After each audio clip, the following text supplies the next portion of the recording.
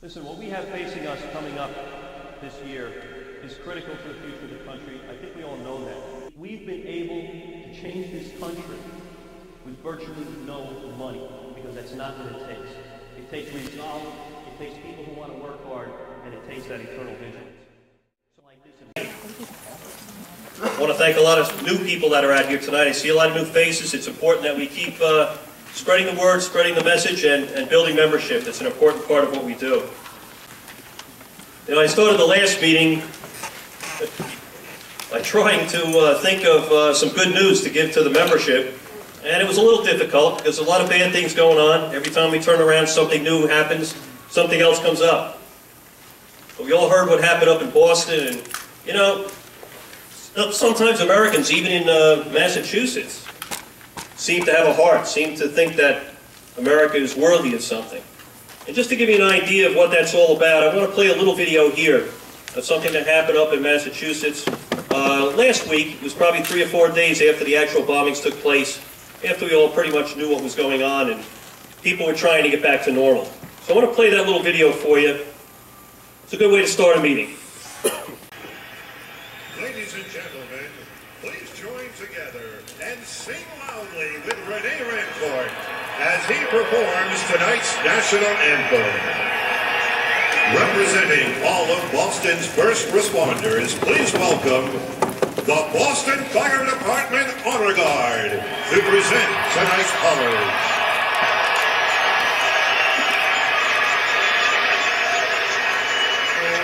Oh, say, can you see by the dawn's early light what so bright?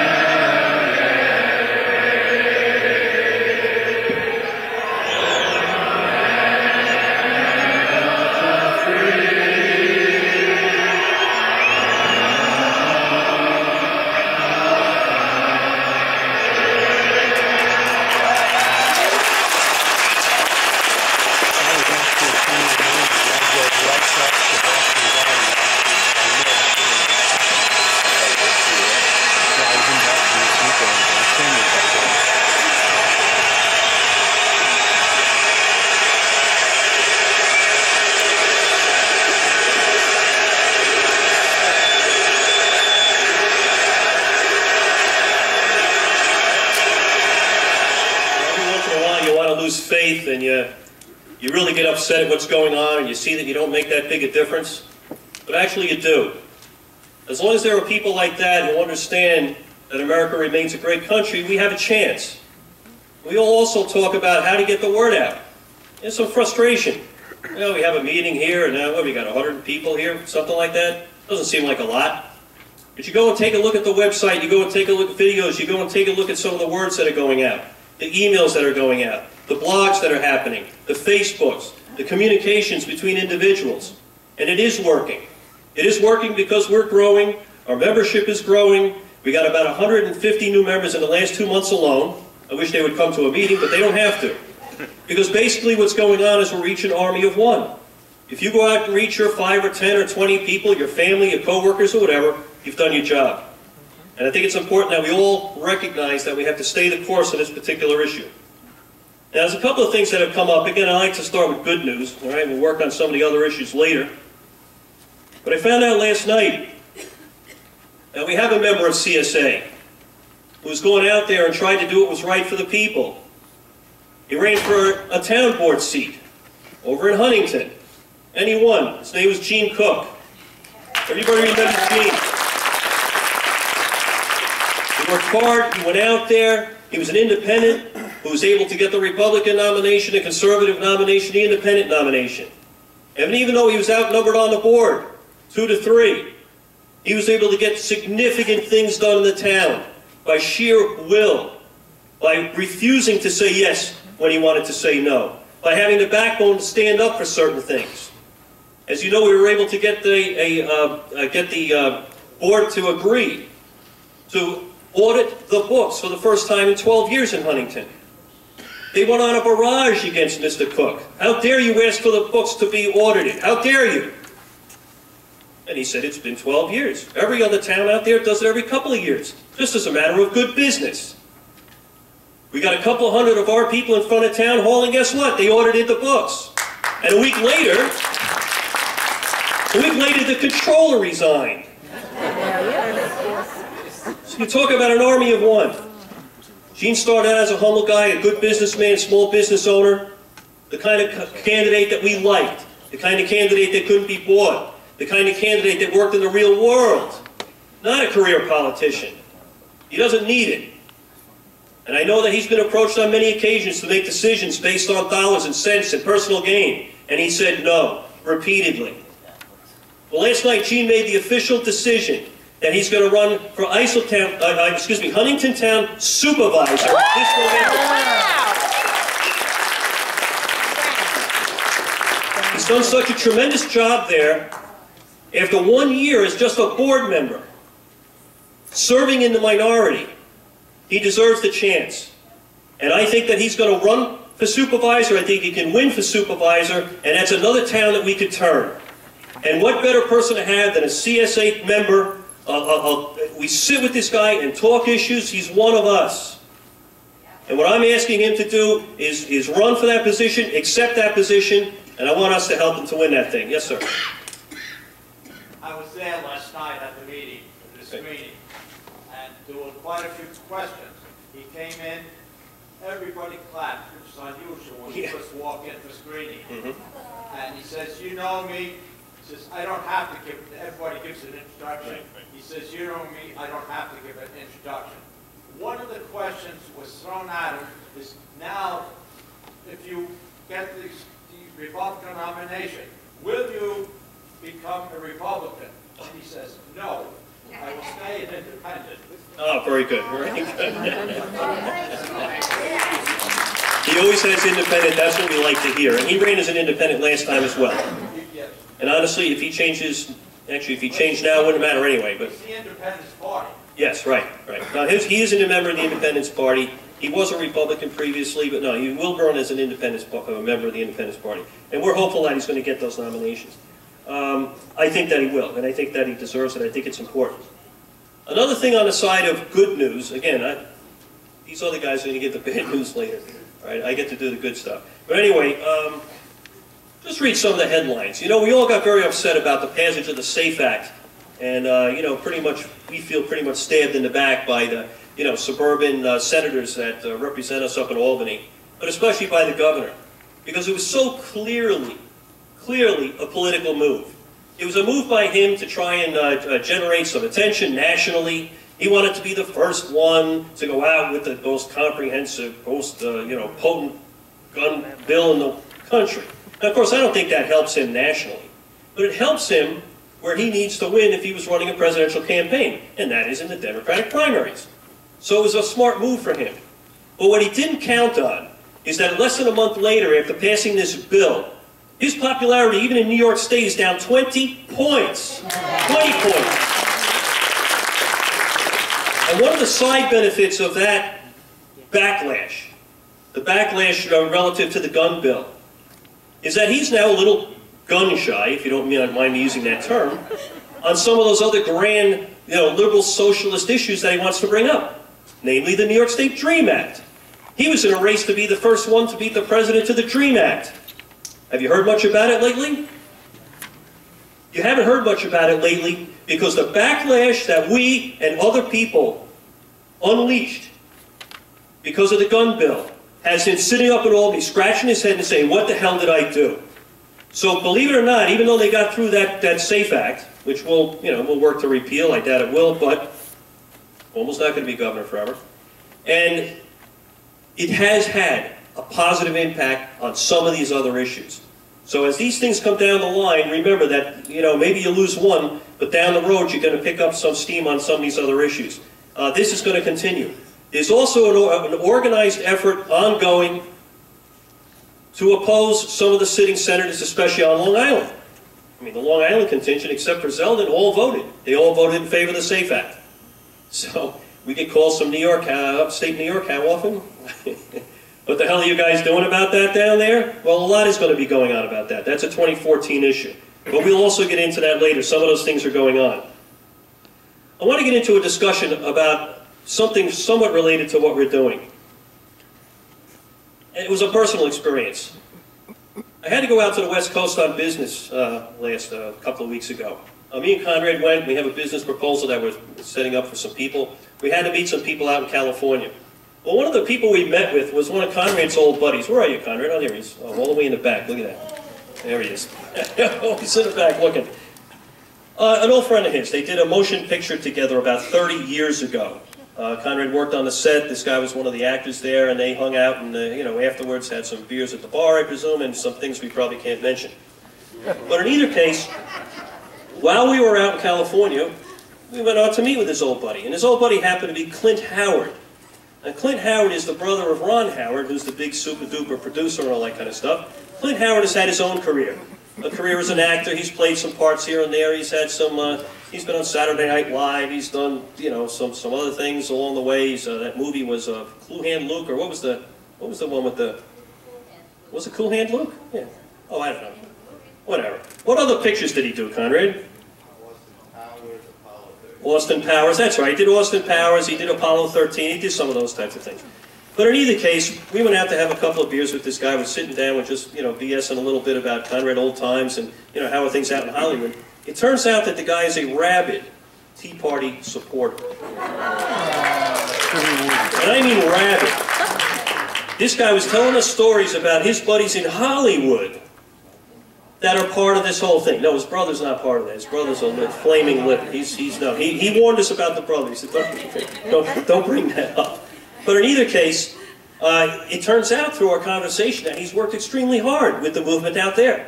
He's part of the Burbank Tea Party organization. They have Tea Party organizations like we have here. And he's not only worked with them and been sympathetic, but he's actually worked to put together some videos out there to try and get the message out. I said, oh, that's great. When I get back into town, I'll take a look. Well, I did. And I want to show you a couple of those because it's an attempt, again, to use the alternative media, to use the internet, to use our own distribution channels amongst ourselves and to as many independents as possible to get the word out, and they do it in a humorous manner. I want to play a couple of those. They're kind of interesting. You might like them. And then I'll explain some actions we're thinking of taking down the road. Okay, I'm trying to get re-elected to Congress this fall. I am not doing any town hall meetings this summer. What's my excuse? Johnson. Your wife just had foot surgery. That's good. Peterson. You're in the Gulf of Mexico, cleaning up the oil spill. That's strong. McNally. You've got season tickets for the Washington Nationals. The Washington Nationals? Nobody will believe it. Olson. You are in Africa with Oprah and Bono. That is gold. You. What about you're afraid of getting yelled at because you voted for the healthcare takeover, out of control spending, and the fact that Congress hasn't even passed the budget this year, which is required by law? Johnson, who's the new guy?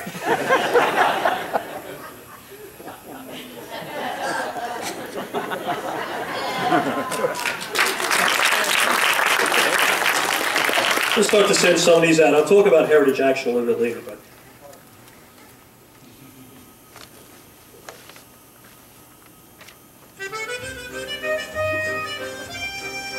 this is after losing. Well, as of this morning, I'm a lame duck. Come January, I'm gone. So between now and then, is there anything else I want to do? How about we pass another stimulus package? The country's broke. All right, so we'll make it for like $100,000. Like a mini-me stimulus. Also, how about a new tax on taxes? Go on. We put a 5% tax on the taxes that people already pay. Sort of like a death tax for the living. Yeah. Peterson, impress me. How about a new tax on the 2 richest Americans? You mean the 2% of richest Americans? I mean the 2 richest men in America. We can't do that. They're our biggest donors. Smith, hit me. There should be a commemorative U.S. stamp for Judy Garland. Awkward. Johnson, say something. Anything. Since we'll all be looking for real jobs come January, why don't we promote some private sector job creation? Well, you had me and then you lost me. Let's cut spending, we'll block the Obama tax hikes for everyone, and we'll cut the corporate tax rate to 15%. Why would we do that? Because if we pass these 3 measures, employers will start hiring and millions of good new jobs will be created. Real jobs, too. Why didn't you tell me this before the election? Actually, Congressman, I did. You said you'd run it by a focus group and get back to me. Shut up, Johnson. Now that the election is over, Congress still needs to be held accountable. To learn how you can help, log on to heritageforamerica.org.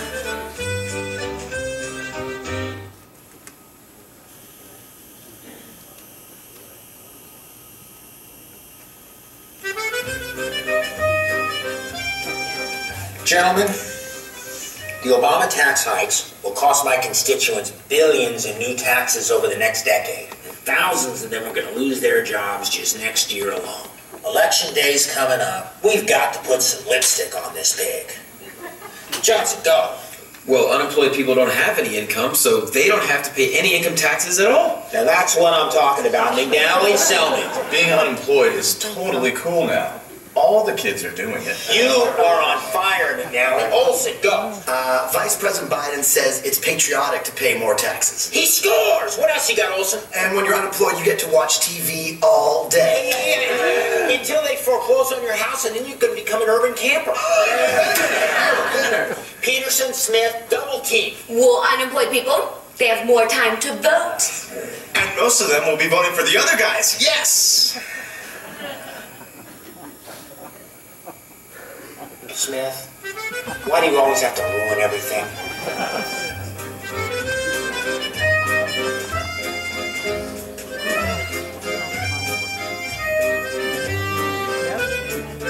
To find out how many jobs the Obama tax hikes will cost your district, go to heritageforamerica.org.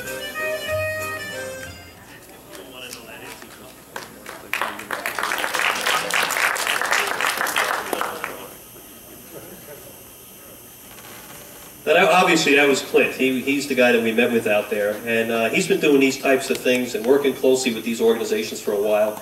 He's very closely involved with them, and what we basically decided to do. I want to play one more. Yeah. Is that organization? That was an offshoot of the Heritage Foundation, which we all know about. I don't know, you probably heard me complain about them. They do a great job. They get a lot of information, a lot of publications out there. They collect membership dues. They do all that kind of stuff. But they don't get politically active, believe it or not. They're not allowed to. But this is a sort of an offshoot of that, and the idea, obvious here, is to try and get the word out in these kind of methods. But one of the other things that we're going to do is, through Clint, he's agreed that we're going to reach out to the organization, work a little closer. I've also had communications with another gentleman who's in an advertising marketing business out of New Jersey, who knows a couple of other these conservative type actors, and we're going to try and form a little confederation to start putting these types of things out to be a little more regional, a little more, specific to New York State, specific to certain Senate races, things like that. Now, I just want to show you one more video they did because it pretty much describes where we're at and where we get to go from here. And rather than me talk about it for the next 5 minutes, I'll put a little tape on here because this is where it's about, and this is kind of where we're at this time.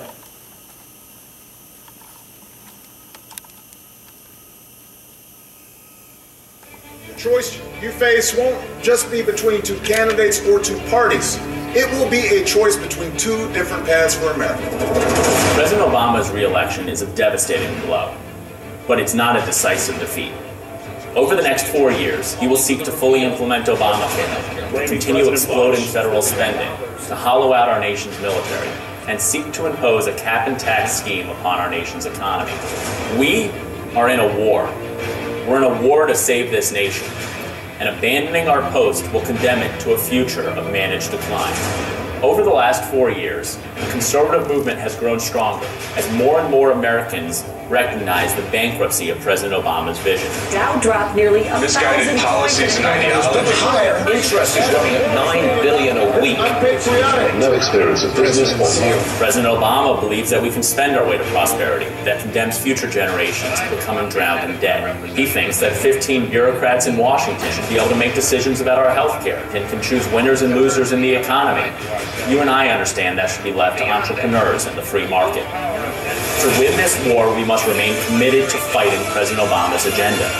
We will work with our friends in Congress to remain true to our conservative principles. In 2014, there will be 20 Senate liberals up for re-election. A strong, constitutionally conservative Senate is critical for this fight. And in 2016, with a deep bench of committed conservatives, we must choose a nominee who can best articulate our shared conservative values. Heritage Action is committed to this fight. We will take the fight for freedom to the halls of Congress, to congressional districts, and to town halls across America. Thank you for what you've done. And more importantly, I ask you to remain involved as we roll up our sleeves and continue the hard work of rebuilding this great nation. You and I have a rendezvous with death. If we lose freedom here, there's no place to escape. This is the last stand on earth.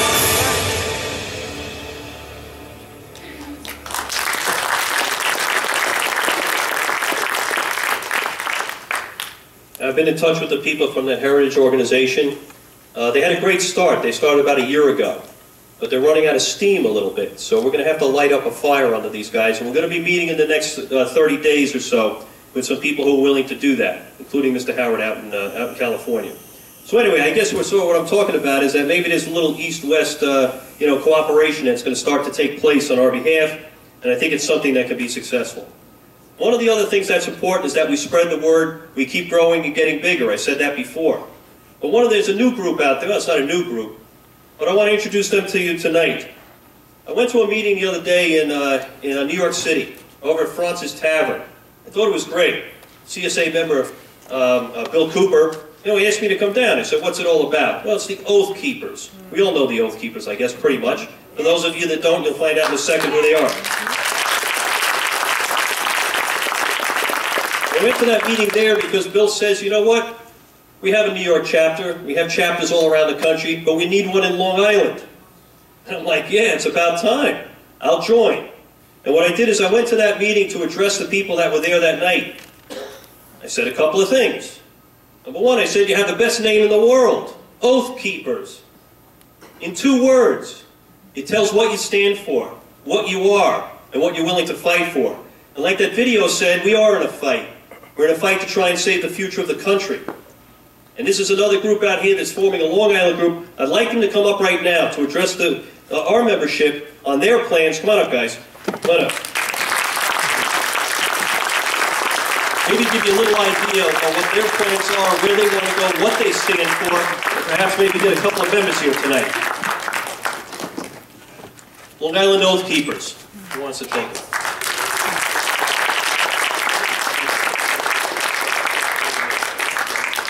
Hello, neighbors. First of all, I want to thank Steve Flanagan, Judy Pepinella. They've been great. I mean, I've seen them at a couple of events. We've been to a few of their events. And I'm just going to tell you a little bit about OathKeepers. We're nonpartisan. We're a group of military, peace officers, firefighters, and civilians who are associate members who want to join. And basically, we swore an oath to the Constitution. And we're out there to remind the guys who are active to uphold that oath and not to go against the Constitution. We have 10 orders that we will not follow. There are 10 orders that we will not break. And that is basically all to do with the Constitution, as far as detaining American citizens, taking firearms from legally licensed American citizens, and taking any order that's unlawful. And what I mean by that is, it's against the Constitution, that's unlawful. We won't follow it. We won't comply. And one thing about the OathKeepers also, Steve mentioned the SAFE Act before, we will not comply. A couple of things I want to hit on. You know, he brought up Governor Cuomo before. And I heard something interesting today, that he said that these terror attacks are now the new normal for police. Now that raises a red flag to me, because what he's saying is you have to watch out for the public. What they're trying to do is turn the police and the military against our own public. We won't stand for that. Okay? Our next meeting is Monday, May 13th. It's at 55 Hickory Lane at the VFW Hall. If anybody's interested, it's in Levittown. Levittown. And it'll be on the calendar. I just want to thank you all. Thanks for giving us the time. And, you know, we'll come back anytime, and I hope to see you at our meetings. Thank you. If you want to write this down, you can go to oathkeepers.org, and I have some pamphlets with me today, and I'll give them out to everybody. All right? Yes, ma'am. Yes. Yes. Thank you all. Thanks. I'm hoping that everybody who's interested in the Constitution might, you know, consider joining that organization. It helps. All right? And then these guys have a certain credibility about them because of their previous service. A lot of military and a lot of law enforcement. So these are your basic first responders and defenders of the Constitution who basically put their lives on the line. So that's the basic core of what the organization's all about. And I know as far as I'm concerned, I'm not ex-military or law enforcement, but I'd love to join in an honorary message or as a civilian or whatever you guys call it, associate, whatever, just to make sure that we get together and make sure we expand what's going on there. I just want to say a couple of other things about, I guess, I hate to say it's news, but we talked a lot about some of this affordable housing issues that are going on in and around Long Island. As you know, there's about 20 or so major low-income housing projects planned for our region. And the reason they're doing that is what? Well, because they want low-income housing. The problem with it is that the plans that are on the tables right now are high-density, low-income, mixed-use housing. It's not necessarily good for your neighborhood to have one of these places in your backyard. But we don't seem to have the choice. You talk about Mario Cuomo, I keep saying Mario, sorry. Andrew Cuomo. I'm not sure which one was worse. I'm trying to find out. It probably is the same thing. Had plenty of fights with Mario in the day. But where does the governor get off creating 10 different regions in the state to tell us the kind of housing that we will have in our backyard? What happened to home rule? What happened to home rule? Why aren't towns and counties making these decisions? And is it just coincidence that of these 20 major housing projects, they all have the same plans? They're all high-density, mixed-use housing? Why? You know, I talked to one of the town leaders around here. I'm meeting with them constantly. East Islip Town, for instance, a couple of examples. They have about a half a dozen of these types of programs that are being planned. Well, you know, there's 330,000 people in the town of Islip. If these plans are implemented, they're going to add 100 to 120,000 new people to the town. So is that the plan, to increase our population in our towns by a third?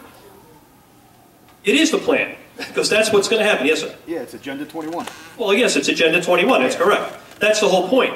There is no home rule. We're not deciding how we're going to live. Our towns aren't deciding how we're going to live. Cuomo and Obama and even the UN, if you want to go that far back to the genesis of the entire thing, are deciding how we're going to live. Well, there's a whole bunch of them. But the point is this. We've decided that we're going to fight this type of housing in our backyard. The project that's on the books right now, closest to fruition, is what's called the Ronkonkoma Hub. And we're going to talk about it later, so I'm not going to get into details on it. But in the coming weeks, we're going to be working with the local civic association over there to oppose the project. And I think it's important that we oppose that project, and whether you live there or not, whether you're from Suffolk or not, whether you're from Islip or Brookhaven or not, it's important that that project be stopped there, because if it can be stopped there, the methods to block that project will be used as a template around the state. There are a lot of people watching and looking. There's going to be more on this later. But one little point I just want to make. As you listen to these presentations by these builders and by these grand, sustainability, future development czars, or however they got their jobs, we don't know yet, they will tell you that there are tenets in these things. It has to be a certain percentage of low income, a certain percentage of veterans, a certain percentage of, low income. And they say that you should be happy that that's good because we're going to make sure that that's going to be part of the deal. But it does not matter. A town board today can be reversed by a town board tomorrow. And we have a little proof of that. Affordable housing, new rules. Little headline, little tiny article up in Great Neck Plaza. They decided to have low-income, affordable housing. But then they decided to change the rules because they couldn't fill the housing. So they changed the rules. It's not going to be, instead of 60% low, it's going to be 30% low. It's not going to be, we'll allow this one in, we'll change that. It's so. Bottom line is, by the time you're done, the original covenant to build that project bears no resemblance to what's going on today. So if you're at one of these presentations and they say to you, oh, the rule's going to be that it's only a certain percentage and it's going to be this, that, no, it doesn't matter. Once these places are built, they become low-income housing projects. Nothing more. Nothing more. And if you're in a town, and you'll hear again the details of this, the grand plan is to have, dozens and dozens of these things in the next decade. And basically what you're going to be doing is taking the population of Long Island, increasing it by 1/3. Just think about the implications. Think about your property value. Think about the cost of social services, infrastructure, medical. What is going to happen? This will all be discussed later, but I just want to let you know that anything they say, as far as a covenant, to put limits on the type of housing, BS. They can change it. They have. This is just one article that shows that. All right, I want to turn over the program right now over to Mary and Judy. And just to give us a little update on what's going on around the state regarding some of these Second Amendment issues, the SAFE Act. There's a lot of plans in the works right now that we want to get involved with. Judy, come on.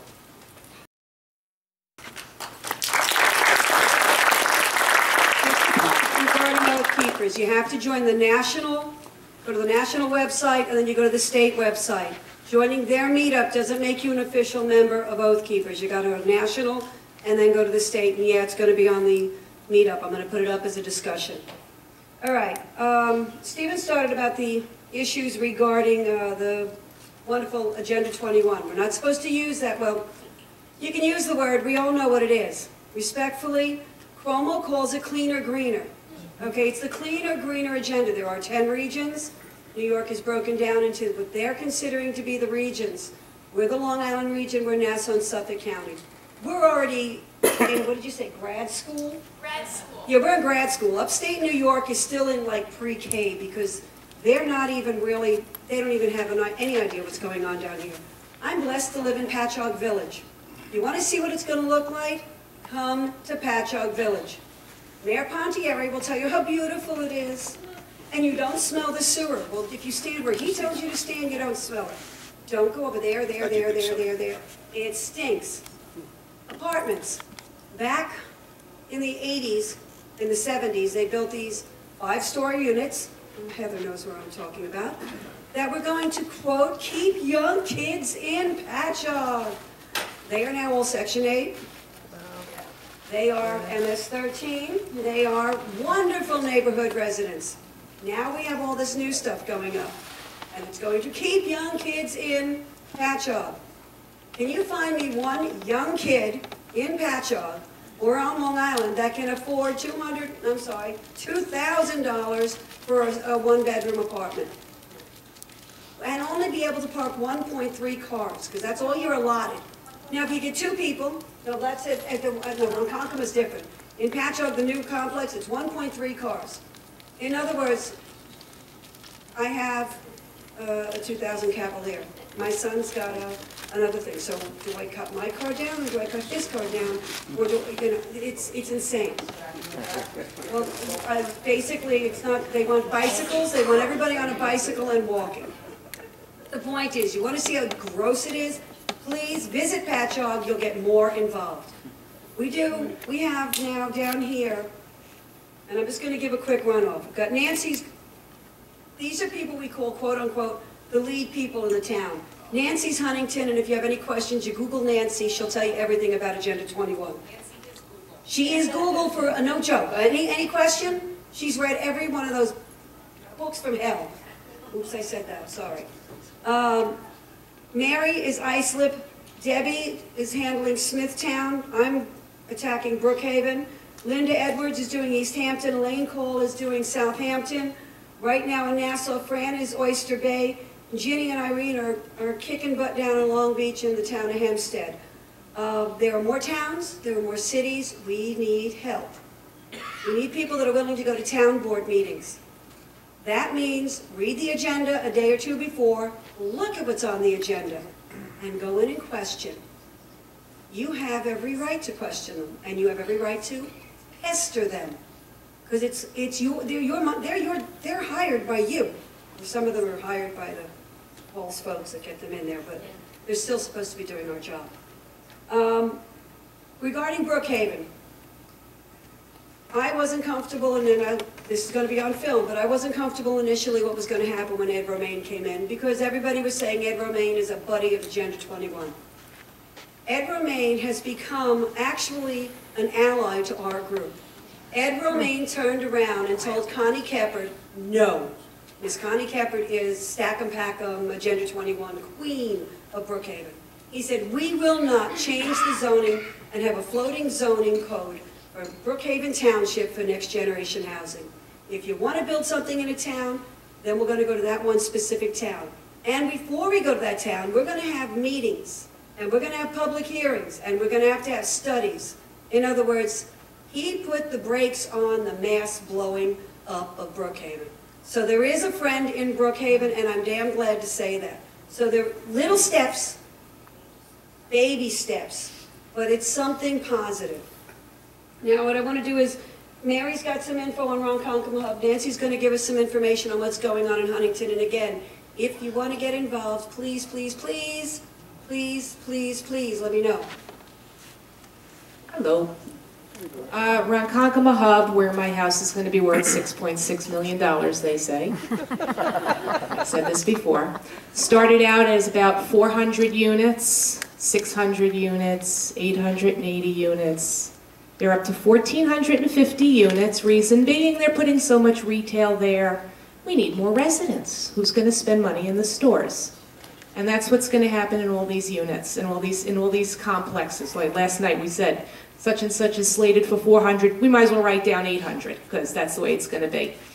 I had some discussion with the Civic in that area. They are now reaching out for help, which is good. The Long Island Railroad got a $138 million grant a year early to do the double track project a year early, and they're going shovels in the ground in July. They're going behind everyone's backs and making deals with residents, and so we have to get to the residents, and we are going to be asked to be boots on the ground, knock, knock, knock, candygram for Mr. Ronkonkoma resident. And we're going to be asked to help spread the message. Do you want queens in your backyard? Do we want to preserve what we have left? So when we're asked, we're not going out as CSA. We're going to go out as concerned citizens. And when we're asked, we're probably going to be putting up a meetup. It might even turn out to be like a Minuteman alert. It might be that quick, but it's going to be in the next couple of weeks. As soon as the message is written, we're going to go out boots on the ground, and we're going to need as many bodies as we can possibly get, because if we can kill this hub, understand the hub, think about a wheel. The hub is in the middle. They need this particular complex to go in order for the big cycle of doom and despair to be built on Long Island. Did I say that out loud? So if we can kill the hub, there can be no wheel. Okay? So just keep your eyes peeled for that. I'm going to turn it over to Nancy.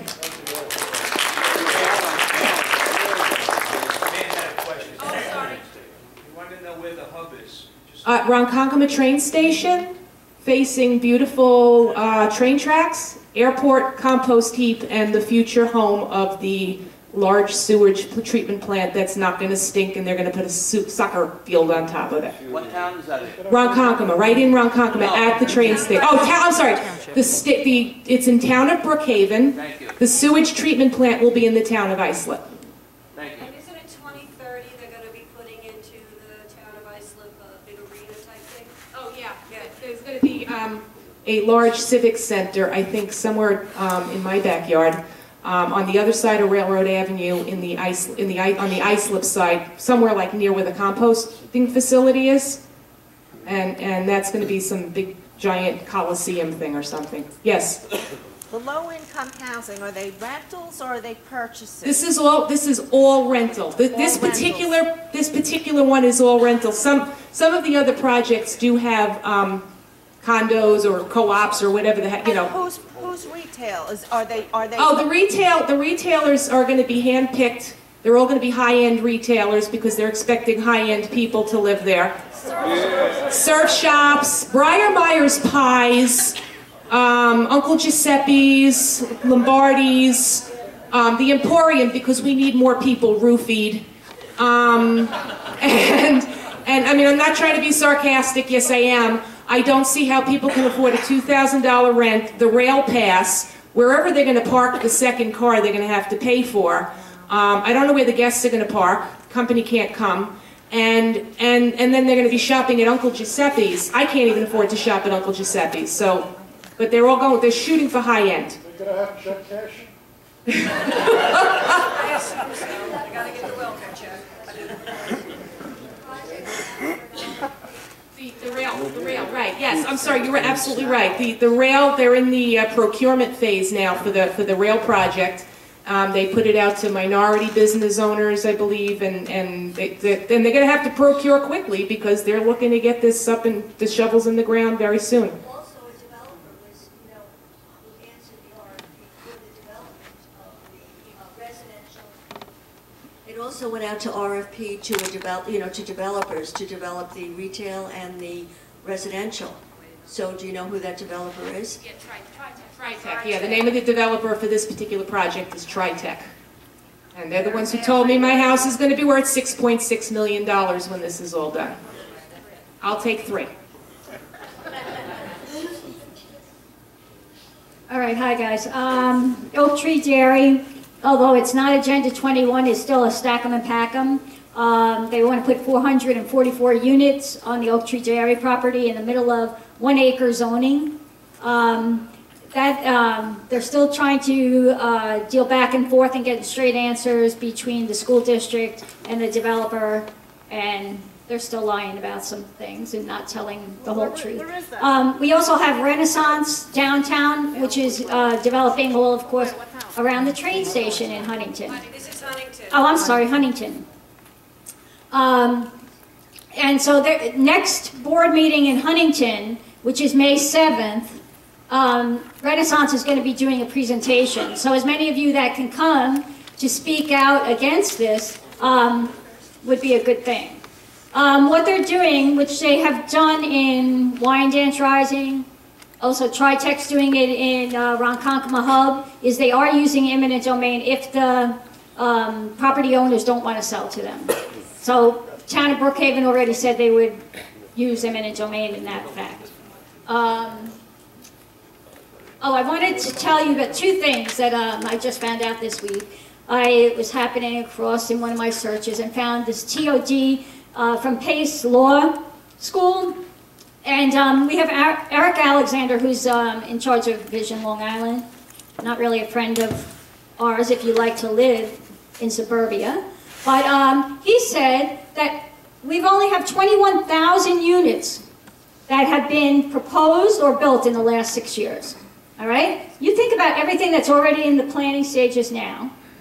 That includes Heartland over at this Pilgrim State Psych Center and all these other ones. All right? 21,000 units. He said we urgently need 175,000 rental units. You tell me where they're going. There's hardly any building being done in Nassau. That means it's going to be done in Suffolk. And not in eastern Suffolk because they were all TDR'd, so they transferred the development rights over the farmland there. So where's it going to be? Mostly in Western Suffolk, 175,000. All right. And also, I happen to run across another thing, which we have the Heartland developer, Wolkoff.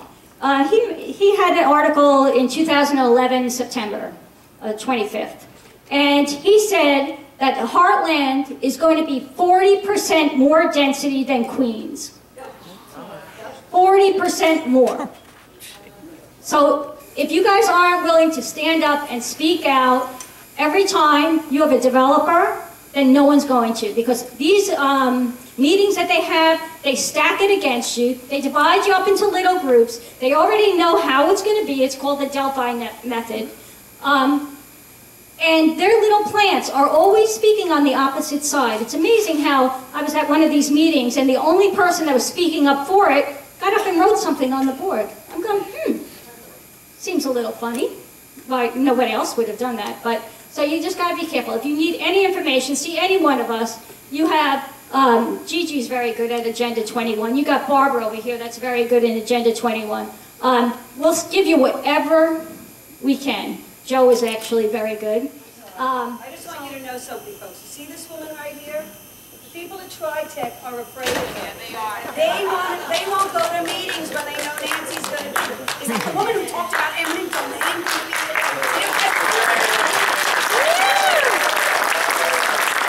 She's a pit bull. I only had them admit in front of a room full of people with Newsday listening that they were going to use eminent domain. Here is the plan of attack. Watch and learn.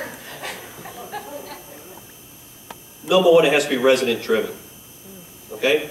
ICLEI and all those groups have already gotten to the town boards, they've gotten to the elected officials, they've gotten to it regionally, nationally, and locally. No doubt about that. We've had conversations one-on-one between a fairly large group of us with a lot of elected officials on this issue. We're meeting, I have a meeting Tuesday morning with another supervisor to try and discuss these issues. We have to try and defeat it at the local level. But people have to understand, it's difficult to go into an individual and explain the entire litany of how this thing came down.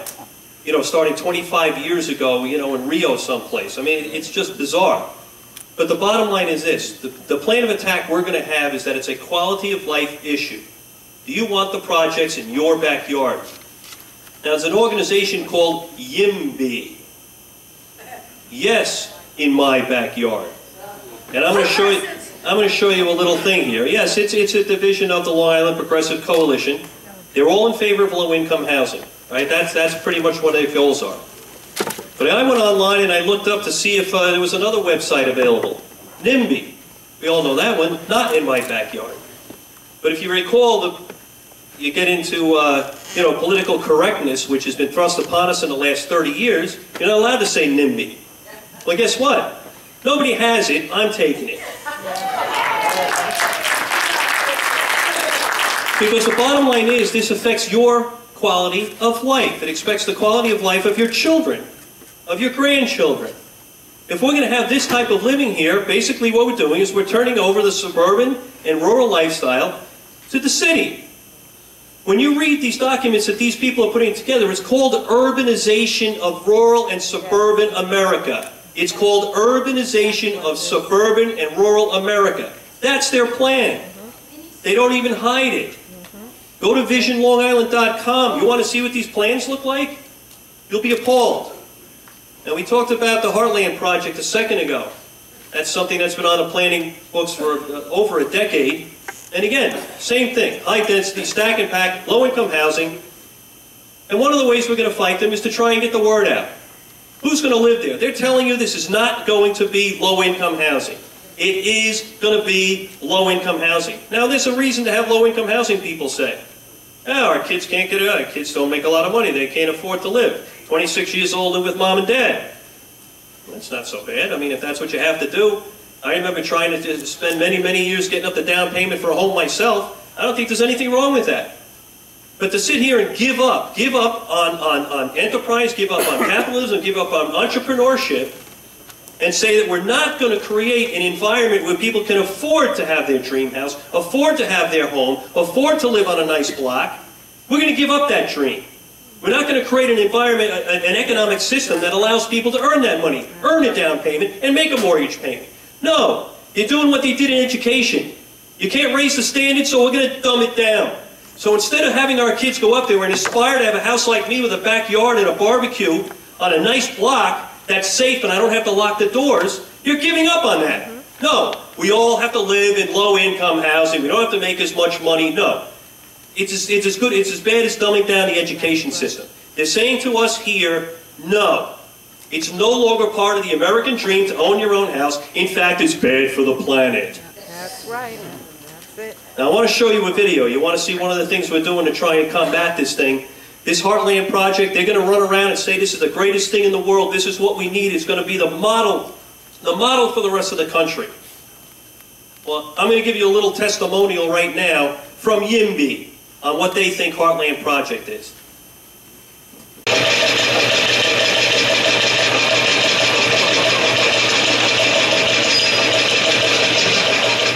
Imam and director of Masjid Darul Quran, Besho. I have a community of about 7,000 people behind me, and now today, representing them, I am here to say yes in my backyard, and I fully and strongly support the Heartland Project. There are people over here in our community who are planning to go to some other communities because they find the feasible and affordable housing over there and jobs also.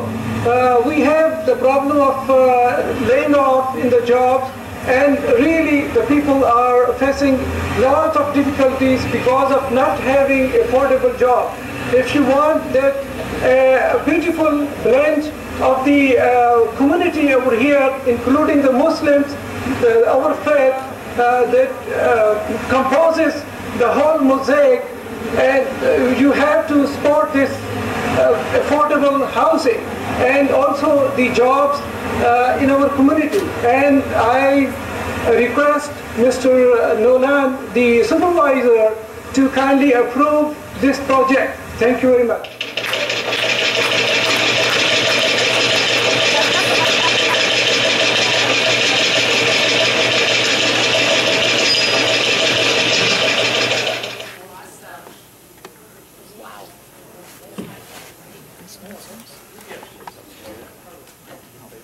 That was a press conference that took place at Islip Town Hall about 2 years ago in favor of the Heartland Project.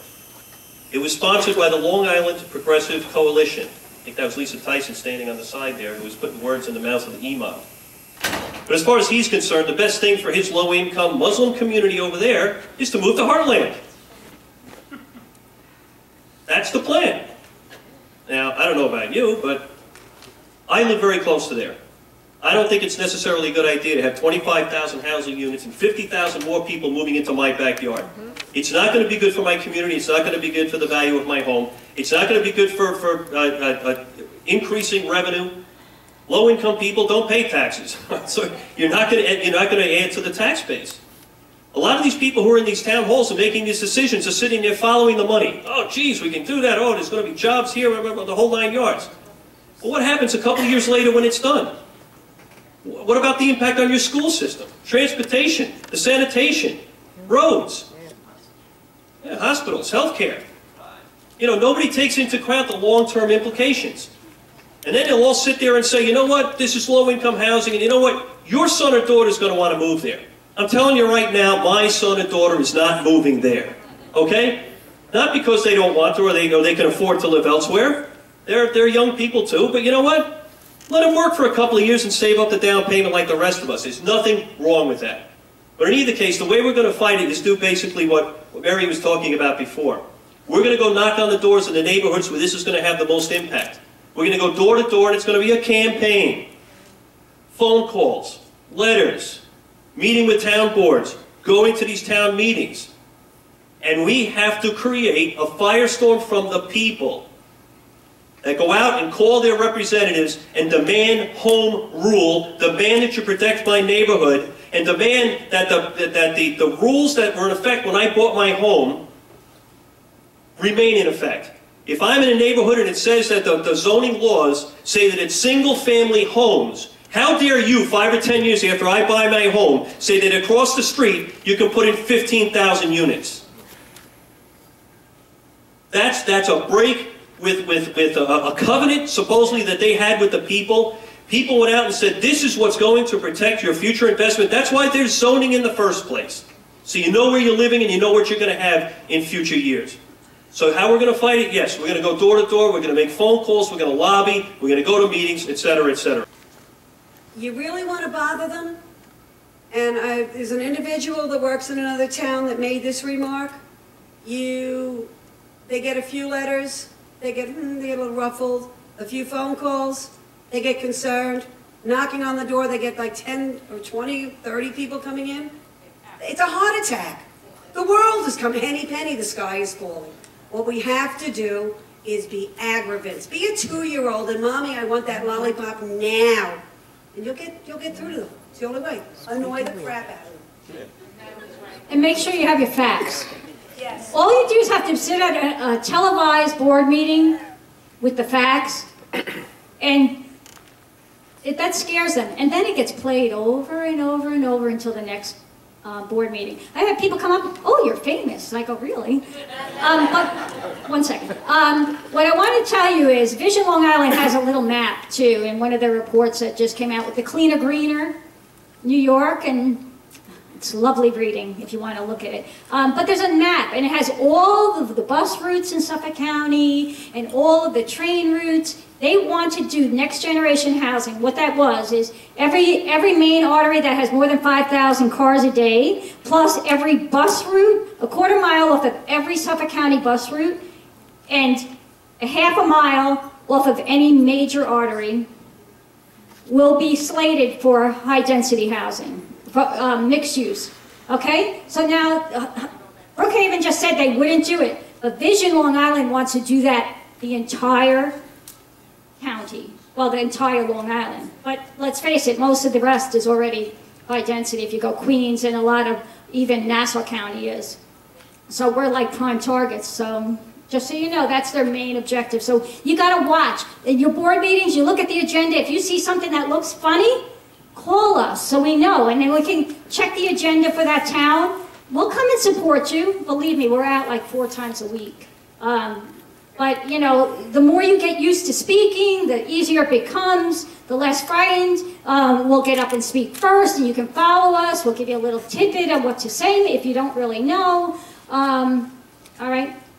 All right, whether it happens or not, of course, we have to work on that, too. That's a campaign issue as well. The one implication, though, is if Gene Cook runs, it also creates a vacant seat if he wins for the supervisor's position. So it is imperative that we have the other 2 votes there in order to guarantee an appointment to that seat. Because ultimately, if he does have that other vote, it'll be an appointment. My understanding is that if it's a tie, then it has to go to a special election. So in either case, you may end up with a 2-2 on that, with an open seat. And then how that goes might be a little different. I just heard that on certain conditions, it may be appointed by the majority. Yes. Yeah, but you have to have a majority. That's the thing. If you can get 3 board members to decide on an appointment, then it will be an appointment. That's correct. If it does deadlock 2-2, i.e., you know, Gene and Mark, you know, against 2 others, well, you know, then it's another story. But hopefully that is the case.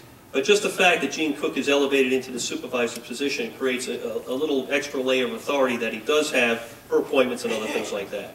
All right. So that also is important. Okay, well, there's another part of Agenda 21. It's called Educational Issues, and Common Core right now is an issue that's going on. Janine, if you could come up here. Janine and Alicia Kennedy, who happens to be a member of ours, and several other people on Long Island are busting their chops regarding this. And before I give the mic over to you, I want to let you know something. I work with a lady on the West Coast. Her name is Dawn Wildman. It means nothing to anybody here.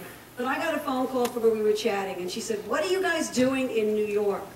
What do you mean? She goes, the Common Core group. And I said, oh, she goes, yeah, the girls on Long Island, those ladies are kicking butt and have us in California realizing if New York can do it, then what are we sitting on our butts for? Thank you.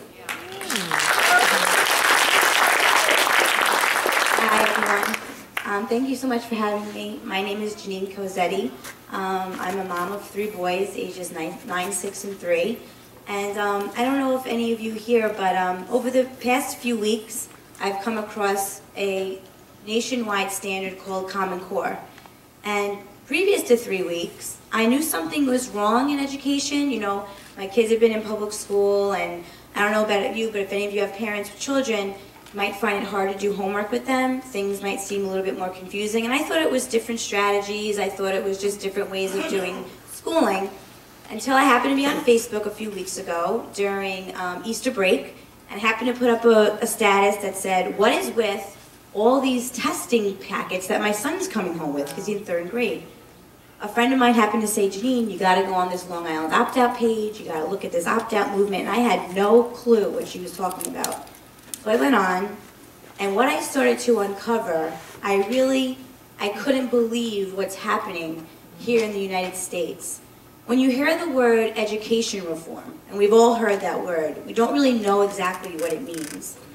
But what it really means is 45 states conforming to the same standards where children will learn the same thing at the same time, regardless if they are developmentally appropriate for them, whether they have disabilities, whether they are gifted and very smart, or kids that can't keep up. And it's called the Common Core State Standards.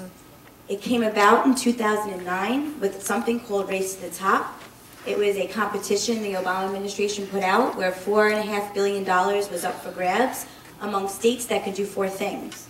Develop common standards, create data systems, keep and evaluate teachers and get rid of ones that don't work, and then help poor standing schools. And at the time, they were very vague. So of course, lots of states jump on board. New York, we were one of the first of 11. We got $700 million for doing that, but no one really knew what it meant.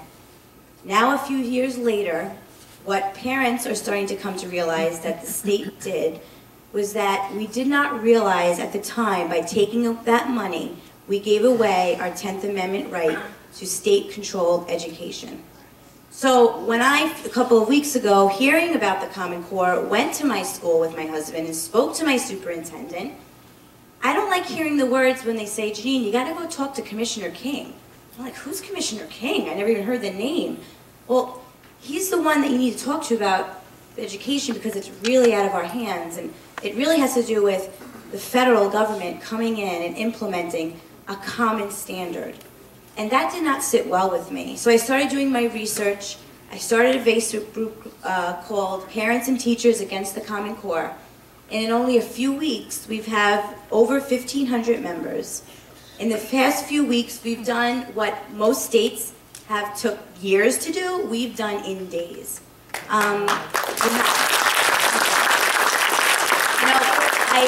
I talk a lot to a lot of people over the past couple of weeks, and what I say is, you know, we could talk about healthcare, and we could talk about taxes, and we could talk about gun control, but let me tell you something. What's at stake here in our education system tops them all, and here's why. If you look through history, if you go back to the Bible, if you've watched the Bible series, and you had Moses going to Pharaoh, and he said, let my people go. What did Pharaoh say he wanted to keep? Does anyone know? The children. If you look at Hitler, Hitler wanted the children. So here, if we all as adults are arguing over issues, but our children are in school, learning commonality, whereas here as parents, when our child is born, not one person thinks their child is common. But that child will grow up, and they will not have a choice in what they want to do. You hear a lot of things about these state tests. The state tests are in place to evaluate a child from 3rd to 8th grade, so when they get to 9th grade, based on their test scores, the state will evaluate and say, here's a few avenues that you should take your dreams. So gone are the days where we're going to ask our children, what is it that you want to be when you grow up? It will be whatever their test score indicates. In New York City, there's a school called P-TECH that President Obama talked about and praised in the State of the Union address. It's from 9th to 14th grade. And why it's to 14th grade? Because IBM funds it. And when kids graduate that school with an associate's degree, they're first online for an IBM job. Sounds great, right? But when these kids realize that there's no choice in the matter, you have corporations with the likes of Bill Gates fully behind the Common Core. You have Rupert Murdoch, the conservative, fully behind the Common Core that have built infrastructures to collect data from our children. When you have big business and big government partnering together in education, we're pretty much giving away the American dream, the ideals of America. So what we're doing now on Long Island, and what we've done very fast, is on Tuesday I rallied a few moms together and we went to Senator Flanagan's office in Smithtown. We went there because he was not answering emails, not answering calls. So I said to a few moms, hey, listen, why don't we, there's a mall down the road, let's stop at Flanagan's office. So we did. 18 of us, including 2 dads. We were asked to come in the back and speak to Chief of Staff Raymond Bernardo. And unbeknownst to me, one of the girls in my group happened to record the conversation. It's on YouTube under PTAC. If you watch it, you will see me very nicely putting him in his place because he did not know his facts. And I sent a follow-up email that I have not received a answer back from, that I copied 75 people on. From what I hear from sources within the Republican committee and Conservative Party is that Flanagan may be being put against, and maybe they may be withdrawing support from him based on that recording. Because Flanagan, Flanagan said flat out he did not agree with the Common Core. His chief of staff flat out said he did support the Common Core. So who knows? But right now, what we're doing as of today, Georgia has a bill called SB 167, and the bill is to withdraw the state from Common Core. Here in New York, that's exactly what we're doing, and we started today. I put it out on my Facebook page. 50 people wound up emailing and sending letters to their assemblymen. So we get a draft bill, then we got to have a senator to sponsor it, and then it's all out to get our senators. But here's what's up for grabs. It's the future of our country. You know, so many people move from other countries to come here to live the American dream, to be whatever you want to be, to change your mind 15,000 times before you really realize what it is that you love. But that's what's up for grabs, because if they can have our children, and instead of grooming entrepreneurs and people that can think on their own, they're going to indoctrinate children to be whatever it is that a test says they are. And not only that, they will know more about our children than we can even imagine. You know, I keep 2 manuals here with me that I printed off of the Department of Education, and this is just one I want to show you. This is the Promoting Grit, Tenacity, Perseverance, Critical Skills for the 21st Century, right after the Department of Education's website. And these are sensors that they want to use on children. You have a facial expression camera, a posture analysis seat, a pressure mouse, a wireless skin sensor. So these are things that they can use. They want to be able to, if you looked at the Newsday yesterday, Bill Gates, he's going to be on PBS, he wants to put videos in every classroom. Teachers being tied to these tests, meaning that the teaching profession is up for grabs. You know, I feel like the media did a really great job in putting the American people against teachers, like they make too much and need to be evaluated. No one argues with them being evaluated. But what happens when you tie a test to a teacher's evaluation, that after 2 years, if that class that teacher taught did poorly, after 2 years, tenured or not, a teacher can be fired. And what the problem with that is that if my child is with that teacher for 6 to 7 hours a day, and that type of pressure is put on a child and a teacher to perform, do you think that teacher is going to look at that child with love and nurturing? No, it's going to look at that child as a number. And so the teaching profession is up for grabs. So what I want to leave you all with is we're really working in lightning speed. I mean, the parents and people that I'm being connected with are just so passionate. When we say jump, we say how high. I've gotten emails and messages from so many people all across the country that said, Janine, what you're doing in literally days and weeks, because I've only known about this for 3 weeks, we tried doing in years. And we're just running circles around so many people. But I know so many people don't know. So we know the key is to educate ourselves. What I put together for our group is called the Common Core Story. It's so that people like myself, like anyone here, can educate themselves, know what they're talking about, have the facts, and then do home presentations. Have parents over, have people over, educate them to what's going on in the education system right now, because it's scary. And I'll tell you this, who is behind this is Republican, Democrats, liberals, conservatives. Who's against this is liberals, conservatives, Republicans, Democrats. It's across the board. I mean, I am good friends with someone who used to be a Democrat liberal, who doesn't even want to label themselves anymore because of how discouraged they are and feel betrayed they feel that they would attack education and our children this way. And you know what? I always say to people, there's not many things that if I had you list things that you would die for, there's not many things we would be dying for. But I guarantee you number one would be children. And that is why this is a really important fight, is because I want my children to be able to grow up in the America that I grew up in, that they'll be able to have opportunity, and they'll be able to speak for themselves and be whatever they want to be. And those of you, you want your grandchildren to have that option. We want to be able to have children that are going to fight for the very things that we just announced, the Agenda 21, the housing. But if we allow this in our education system, where will the leaders be? Where will be the people that think for themselves? Where will there be people that can think outside the box, the innovators, that can use their minds? No, it will be a common standard.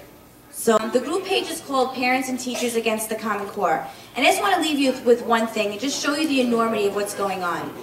You have fascist government, right? Fascist is where the big business controlled everything. You have communism, where government controlled everything. Here in 2013, we have a joining of the likes of Bill Gates, Rupert Murdoch, billionaires, joined with our government to where the partnership has never been seen ever in history, ever. And that's that public-private partnership that they talk about that sounds so nice. Right, right. So I encourage you just to join the group, get involved, and we're all about action, so thank you. All the information will be copied and put out on the meeting. But I just want to give a quick update. There is a clipboard over here. I was at the town of Brookhaven the other night. We presented to the town of Brookhaven the concept of doing a resolution against the SAFE Act. The town of Brookhaven said they do not do what are called sense of the board resolutions. However, and I got that grin going on, there are certain people we know that I've already been told. Connie Keppert said, no way, I'm not going to do it. I want no part of it. I like the SAFE Act, and I want to buy back everyone's guns. Thank you, Connie Keppert. That's Council District 4. We need someone to run that race against her. I don't care if they're a Democrat or a liberal. I don't care what they are. Connie Keppert's got to go. But the other districts, I've got 4 people, including the supervisor, that said, we agree with this. I am going to get it in writing. I am not going to get a sense of resolution, sense of, the board resolution, but we're going to get it. We're going to get information. We're going to get Suffolk County on the map is standing up to say, the hell with the SAFE Act. I need anyone who's in Brookhaven to sign the petition that's over here. I need anyone who wants to come to the next Brookhaven board meeting to please come in and speak. I'm also going to ask anyone who knows anyone in Brookhaven, email me, Facebook me, I don't care how you reach me. We need letters. We need letters to go in to the board members. Back to the statement, one letter, they say, oh, yeah, right, whatever. We want thousands of letters. And there's over 4,500 people or some, I don't know what the damn number is, but there's too many people in Brookhaven and they want more. But we need to get the word out. We need people to start writing. I want anyone who knows anyone to let me know and connect me through, and let's get them on board. We're going to... On this topic, I'm running for DA in Suffolk, and the main thing is I'm not going to enforce unconstitutional laws like the SAFE Act. Thank you.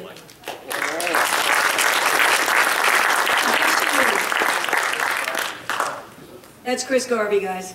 We know, most of us know who he is here. Chris is one of our constitutional friends here. There will be another statewide rally up in Albany. It's going to be on Tuesday, 5/21. It's going to be put up on the meetup calendar. I'm going to reach out to everyone. We need to go up there, and we need to let them know in Albany what our opinion is. I'm hoping it's not going to be a formalized speech, presentations, yeah, and then go home. We need to make some noise. We are in a war, and it's time we stood up and said so. There's also going to be a statewide rally. We're bringing them down here. We're going to make sure. I've asked everyone from upstate to come down to the belly of the beast and invited them down to make a little noise, Suffolk County areas. So we're going to do something in either June or July, trying to find a Saturday that I can get the most people that I can get up there to come down here and coordinate with everything else.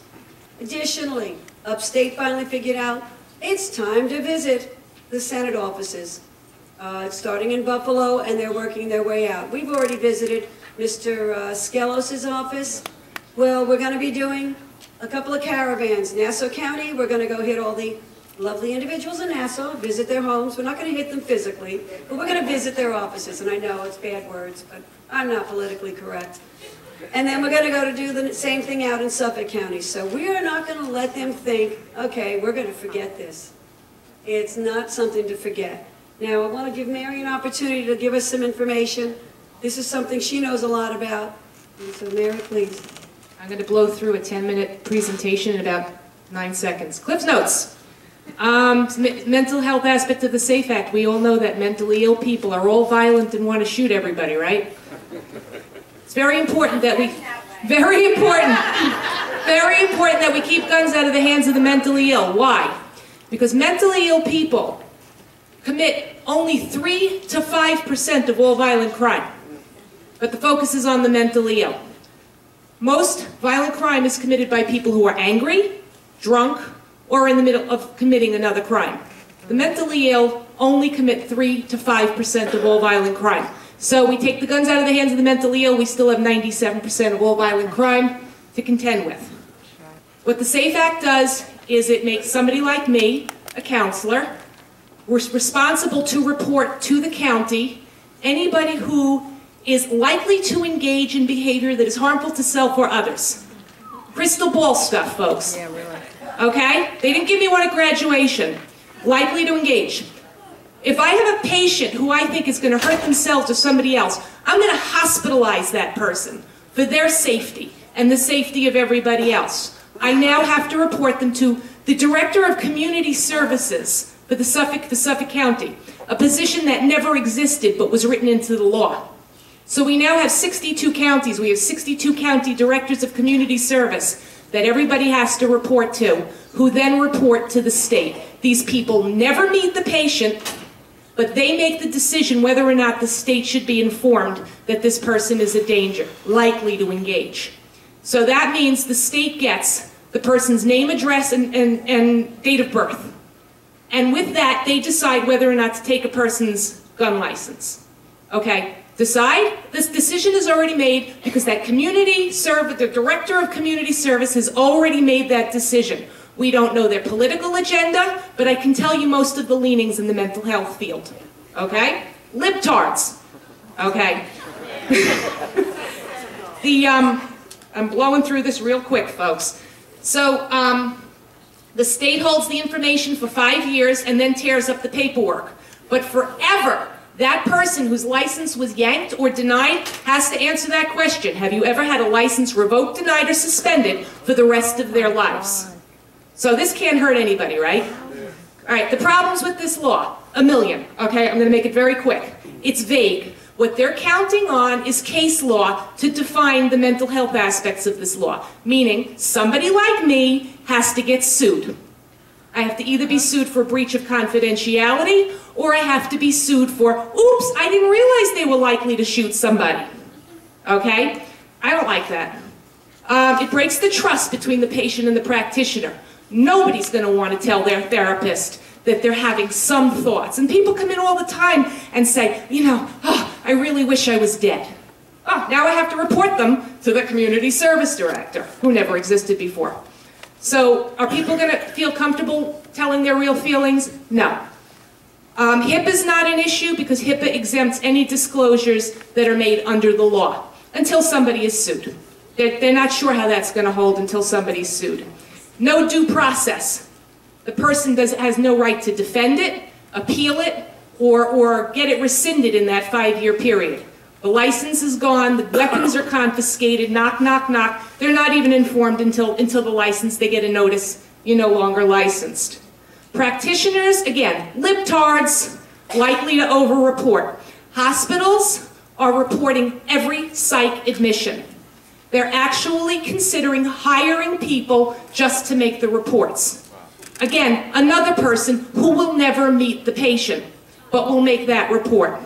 The system will be clogged. Community service director is a 9 to 5, Monday to Friday position.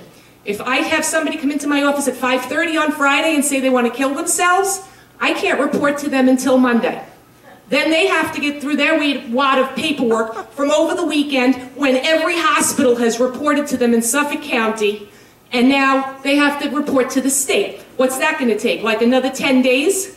And then the state is going to get 3,000 million of these over the same weekend, and they're going to decide whether or not to pull a license. What do you think has happened to that person in the, 42 days that it's taken to reach their license? They've either resolved their psychiatric emergency or somebody's dead.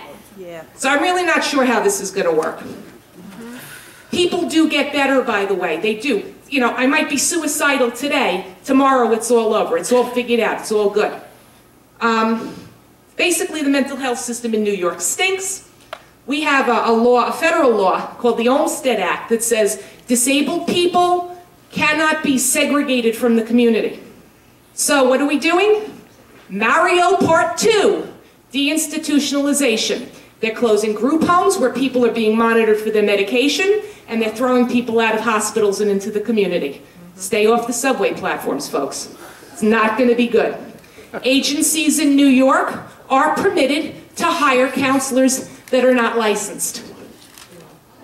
Right now we have psychiatric patients doing the psych first aid for the Sandy victims. These are the people who are going to be counseling the people who are being deinstitutionalized. Why? Because they're cheap. Because they work cheap. All right? So that's where that's going. The law doesn't take into consideration the drug warnings. I know there's a lot of talk about antidepressants and Ritalin and violent behavior. There has never been a federal investigation into the violence that is coming out of the use of these medications. And I don't want to throw the baby out with the bathwater, because these medications do a lot of good for a lot of people.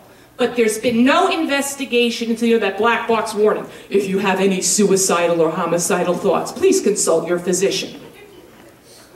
Why? Because pharmaceutical companies make tons and tons of money. But there is a thing going around with 60 some odd shootings, and every shooter, mass shootings where every shooter had some psychotropic medication. But I will tell you, they're like all 18 to 24-year-olds. I'll go on a limb and say they probably all owned a cell phone too. Right. So there's got to be investigation into this. You can't just say, well, it's the medication, because they're all on different medications. We've got bad parenting, we've got video games, we've got violent video games, we've got a lot of violence in the media, we've got, just crappy parents, basically. So, let's put them on Ritalin. I don't want to discipline them, let's put them on Ritalin.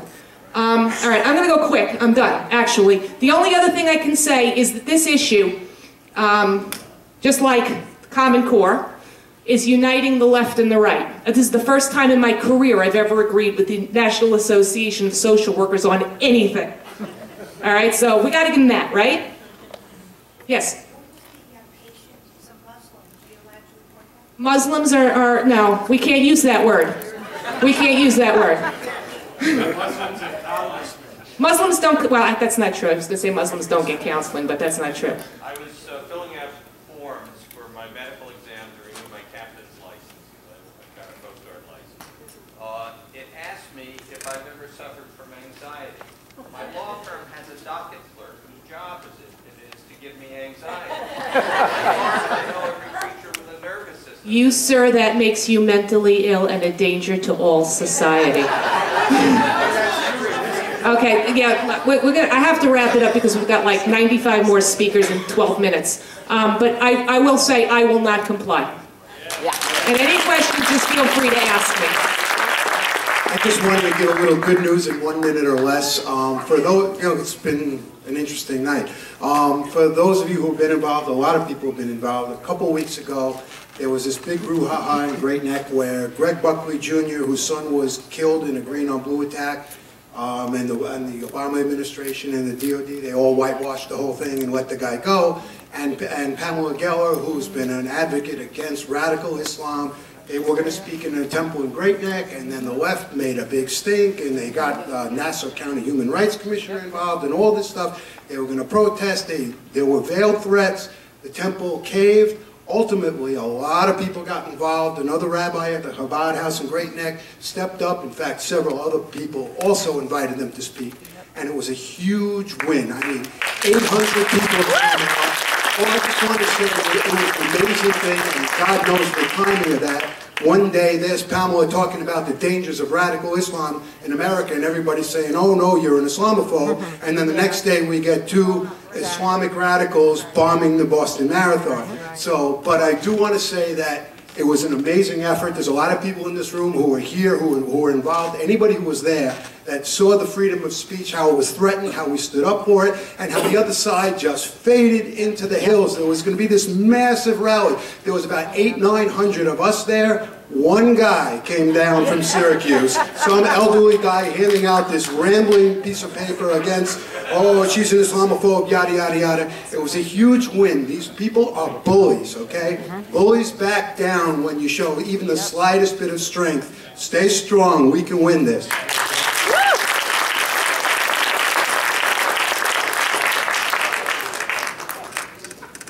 All right, guys, we promised last week. It didn't work out because we didn't, one of the gentlemen who was going to come out and talk about certain things going on in Islip town right now. There's a lot of things happening there. I've got Steve Flotteron, who's sitting on the town board right now. He's going to come down and give us an update of some of the things that are going on in the town. If you have any questions, we're towards the end of the night, but feel free. Again, Steve Flotteron, Islip town board.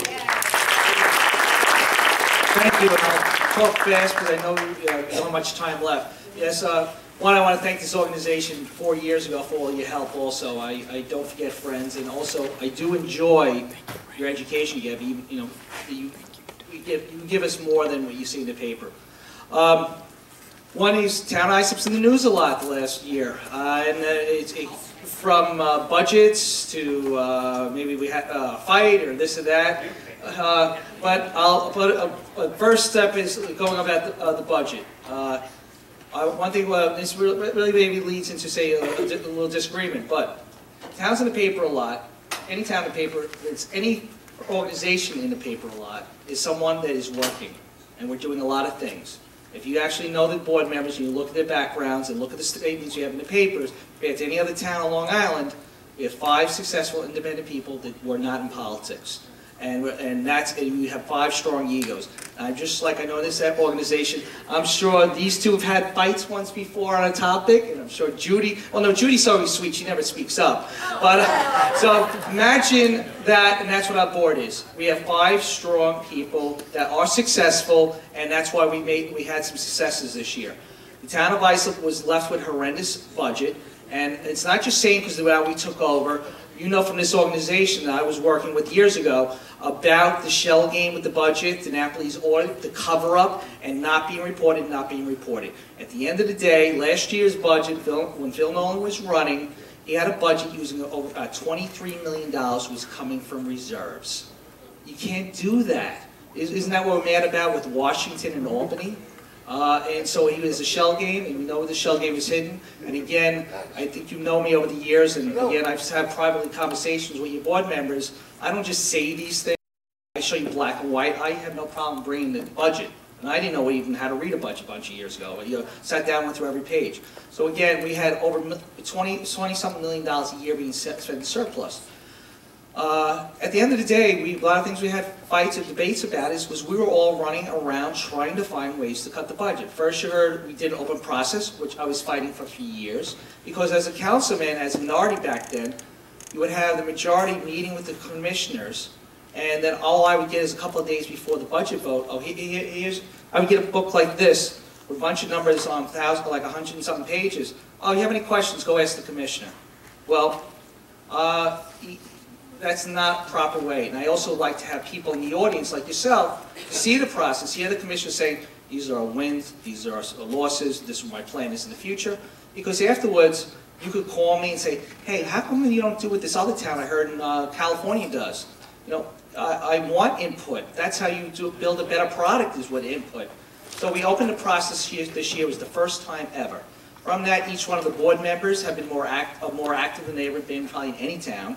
You have, Councilman Cochran was working on things with aquaculture, so basically selling bay bottom leases. Down in Chesapeake, their bays, they're leasing out some land for shellfish harvesting and everything else.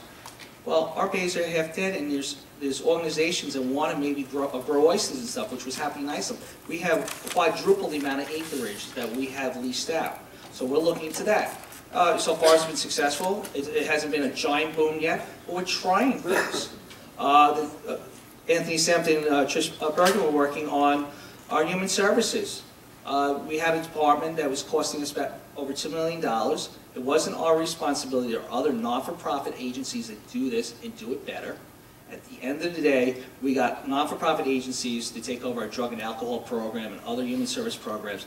The resident is getting better service because, for example, our drug and alcohol program, we had something in the town hall. Well, now Family Service League took that over. Well, if that family has other issues, Family Service League works with the whole family. We didn't have those services. They were able to direct them to the other programs. In the long run, they went to organizations that specialize in those things. We don't. At the end of the day, they're getting better services, and we save the taxpayers over $2 million a year. The next thing is Tricia's been working on land sales. We have a lot of land. The government owns it. It's not park land. It's just sitting there, and someone had debris on it. Or we shrunk government over the years too, because we outsourced some things like, do we need this maintenance yard? We have less cars. We have half the amount of cars today than 20 years ago. Why do we need so many different maintenance garages? Why don't we get rid of one? So we have a couple of different, we have over $10 million that we already have bids in for, working on going to closings of excess land that was not, and once this is sold, that is money, our money goes back into the taxpayers so we don't have to raise taxes. It creates jobs because it gets redeveloped. And at the end, we get taxes from that, those new businesses that come in, which keeps your taxes down a little lower when we have other people. That's what we want. We want private enterprise to work in this land. So that's one thing we're working on. Myself, I've been working on major projects like that. For example, I saw in the paper, improving parks. We still want to make improvements and things, but how do we do it where it doesn't cost us much or any money? In Central Islip, I have a developer who's buying a piece of our highway yard and a piece of the Little League fields in Central Islip. In return, he's building us 7 new fields 2 blocks over, right by Toro College. Over $2 million of capital improvements in town. 7 new ball fields cost the taxpayers nothing. At the end of the day, he's going to build a $45 million sports complex, pay the town over $3.5 million cash for the land, and the properties are going to tax rolls. And as in Nassau County, where Nassau Coliseum is closing because the smart government here wanted to try to float a $400 million bond. And our town, we didn't float a bond. We got $2 million of new parks from a developer, $3.5 million we're trying to close on for the land, and it's going to go fully on the tax rolls. And in the long run, the boat show and the car show is coming hopefully to Central Islip. So this is the type of things we're working on, and yes, we do bump heads because we're all so afraid. To be honest, I never put together a multi-million-dollar land sale deal, and I'm putting it together working. Same thing with Trish, and same thing with John and Anthony. So at the end of the day, our budget and our taxes, and compared to other towns, and I have both budgets, we lowered the expenses in the town of Islip up by close to 10% last year. We cut the budget by over $8 million, had a balanced budget, and we're getting a lot of capital improvements. And end of the day, I have even a chart I recently did comparing all the towns in Western Suffolk. Our town, if anything, the paper had we had such a large tax increase. A typical homeowner is paying $40 more today than they were 20 years ago in the town of Islip. So you're talking about they have a $2 a year tax increase, and we're just finally giving them right now You compare it to Huntington, you compare it to Babylon and Huntington, their taxes are twice as high as Islip. We are the best buy in Western Suffolk, is the town of Islip still. Newsday will just show, we had a large increase, because we had such a low number where you want to, just like a tip, I have no problem getting a really high tip when the bill's only a couple of bucks. So when you compare, we are the best buy. An average price home in Islip, an average taxpayer is paying for highway in town at $397. In Babylon, it's $855. In Huntington, it's $850. So Newsday spins it one way, but those are the facts, is that we are only, $40 higher than 20 years ago, and the other towns are $400 higher than 20 years ago. So, and I know Karen's in the audience, everybody knows Karen Pope, she works at Town Hall, she'll tell you, we're telling you the truth. This is why we're bouncing the wall. Yes, we are afraid, because we're doing these things. I'd like to know, where's Babylon in the paper? Where's Huntington in the paper about land sales, trying to get sports complex built, cutting your taxes? So, that's where we're at. We bumped heads on one topic. I'm sorry, how many times have we probably in our own family at Thanksgiving dinner, this sister-in-law that wants to sit next to that brother-in-law, and I don't know if I'm coming. So we bumped heads on one topic. We vote on 40 things every 2 weeks. They would claim we were always voting the same. One time we had a debate about something. We felt a little stronger. We worked it out. And and again, since you know me somewhat, but you even know I know part of your organization, Karen here will tell. Even during a disagreement on something, I was talking to the supervisor every day, so as the whole board. We agreed on everything else. We just disagreed on one topic.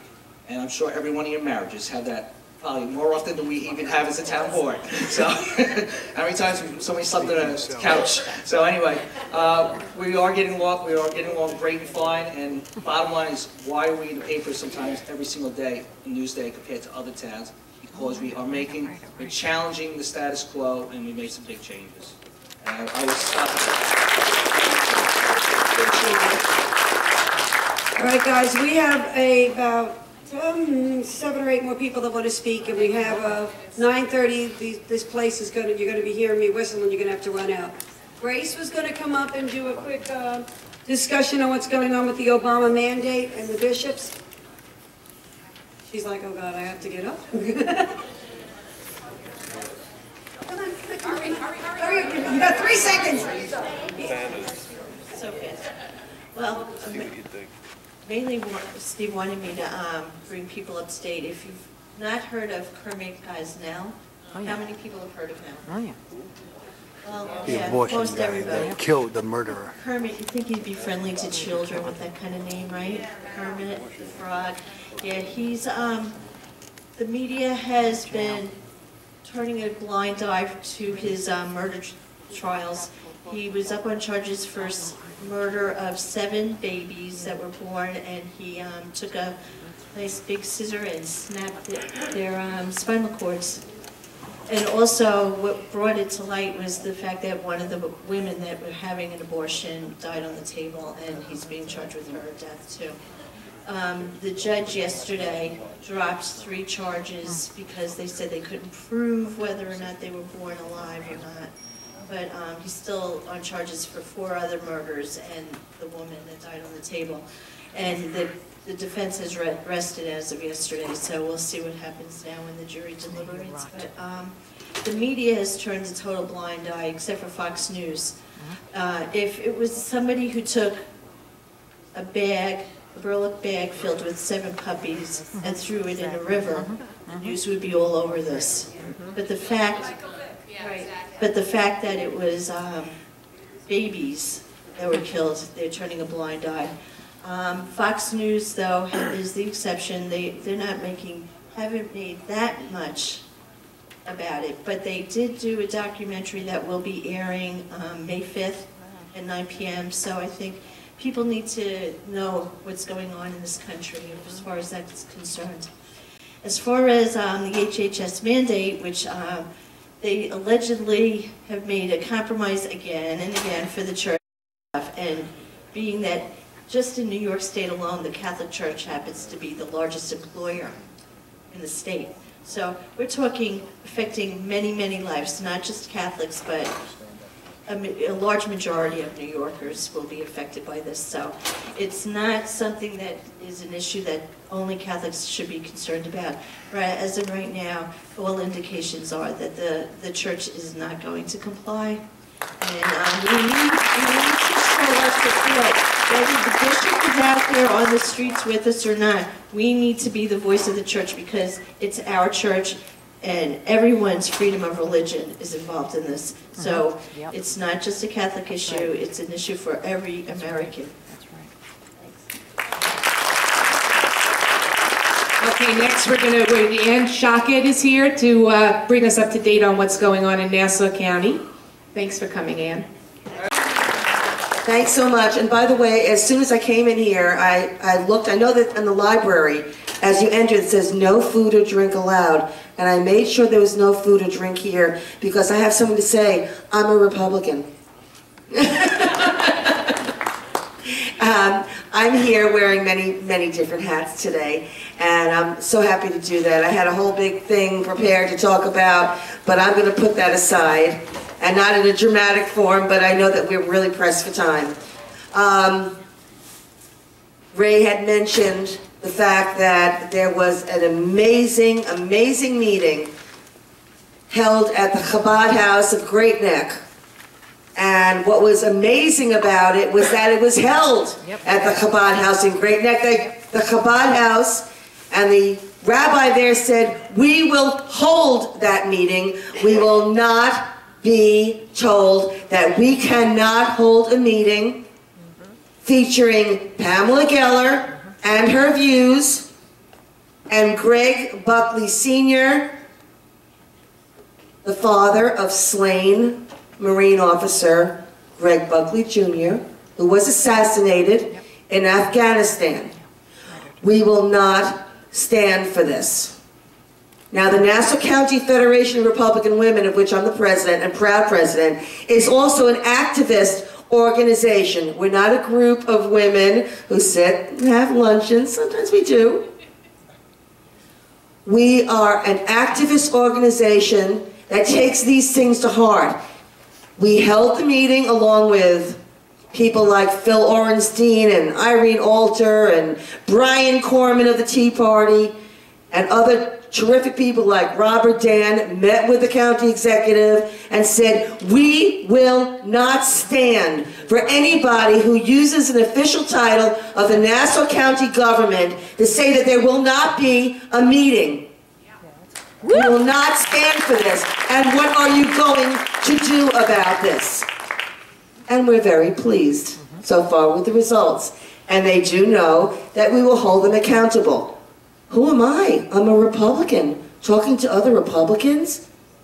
I'm a Republican who believes in good government first, who believes it doesn't matter whether you're a Republican, a Democrat, liberal, conservative, whatever it happens to be, we must hold people accountable.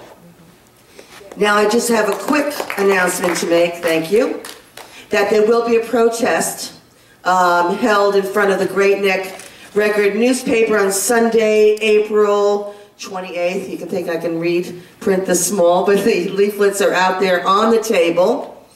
You're going to assemble the date, the time, the place, because we also hold the media accountable. They call themselves a newspaper. They're not a newspaper if they're not recording the facts. When this was taking place, when this meeting was supposed to take place at the Great Neck Synagogue, the women's organization, of which, as I said, I'm president, Nassau County Republican Women, we are an independent chapter of the New York State Federation of Republican Women. We are not an auxiliary of the Nassau County GOP. We're an independent grassroots political organization. Very important. We said we are going to have Pamela Geller and we're going to have Greg Buckley Sr. and we are proud to go ahead with the meeting, which we're having, by the way, next Wednesday night at the VFW in Albertson. So for those people who could not attend, please feel free to do so. It's free, and yes, we have refreshments.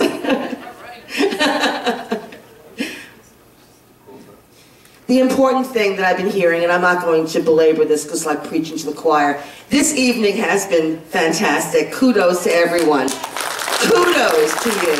Because the motif that I've been hearing, and you have such fabulous people. I'm looking around, so many wonderful friends, people running for office. Kudos to people like Gigi. Kudos to people like this wonderful man running for DA. I've been sitting and meeting with people like Frank Scatoro. I don't know if you all remember Frank. Frank, Brian Corman, Bob Dan, people like that. Mike Zumo, Federal Society, other people. Bob Pendleton, I don't know if you know Bob, he's terrific too. We have been putting aside some of our differences because we are different organizations. And honestly, we do have some differences. But when it comes to things like good government and what it stands for, we believe that we have to let people know, good people like you know, you can run for office. And we are going to be there to help show you how to run for office, and we're going to walk every step with you. It's not a mystery. The people in the machinery will make you believe it's some mysterious secret way of running for office. It's not. You have every right. And someone very special to me just said to me something today that I just have to say. It's not just ability. It's responsibility. And unfortunately, so many people in office today have neither. So why not have you, or you, or you, or you run for office? Yes, I am representing an organization of Republican women. And part of our mission is to empower women on their leadership paths, whether it's to be a good mother or grandmother, whether it's to run a business, whether it's to run for office, but also good men, because we want good government. So if you are interested, and I see some twinkles in some eyes, don't hesitate. If you know someone who's really good, has a good heart, and will do a good job, suggest to that person that he meet with us. Maybe not for this year, maybe for next year, maybe for dog catcher, maybe for U.S. Senator. But it is available, and that's the beauty of our government, and the way we're going to keep our country thriving is because people like you and people whom you know are going to run for office. And it's not going to be unusual to see primaries, more and more primaries. Primary them. Perfect. So again, I know there are other people who are here to talk, and I could talk forever and a day. I know my kids tell me that all the time. But I think about it seriously, okay? And if you're interested, I'm on Facebook, and Frank, you know Frank, and everyone else, whether you're in Suffolk County, Nassau County, please, as Nike says, just do it. Take care.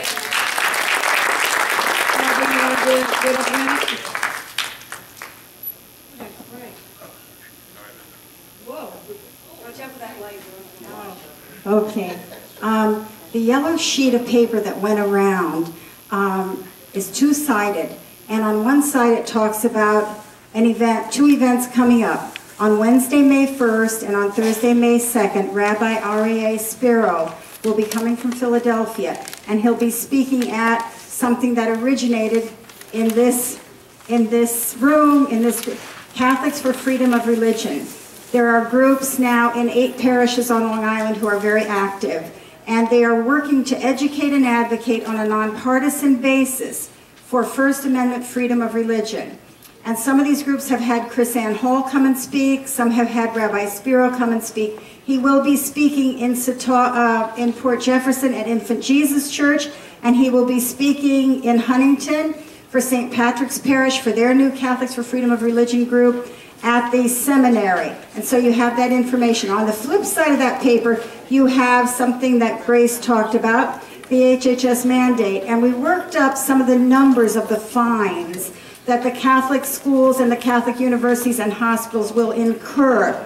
As of August 1st, at the close of the day, August 1st, St. Francis Hospital will be fined $300,000 per day if they do not bend their conscience to the wish of the government and provide for their employees contraception, sterilization, and abortion-inducing drugs. Catholic Charities USA across the United States will be fined over $4 million a day, every day, starting August 1st of this year, if they do not provide that. And it goes that way with every Catholic institution. And that is not to mention the for-profit businesses where the owners are opposed, be they Catholic, whatever their conscience tells them that they have not provided and will not provide these things. They hire their employees, the employees negotiate their contract. They know that this employer is not going to provide that as part of the health care.